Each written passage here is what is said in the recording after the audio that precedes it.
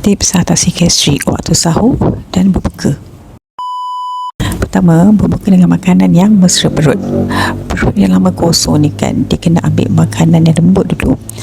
Contoh, berbuka dengan ais suam, kurma 1 hingga 3 biji, ambil sup atau bubur supaya dapat kurangkan iritasi dan juga rasa pedih dekat perut tu.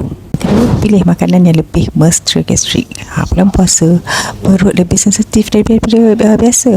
Jadi, kurangkan makanan pedas, kurangkan makanan yang ada asam, minuman bergas dan kopi berlebihan. InsyaAllah, bila dapat kurangkan semua benda ni kan, perut tu akan jadi lebih tenang, kurang rasa tak selesa tu.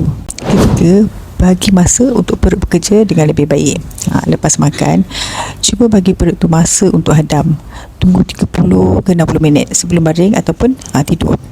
Ni untuk elakkan asid naik ke dada.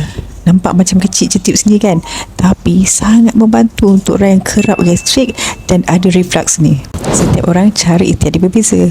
Kalau nak tahu vitamin yang sesuai untuk atasi gastrik waktu berbuka dan bersahur, komen gastrik, nanti saya reply.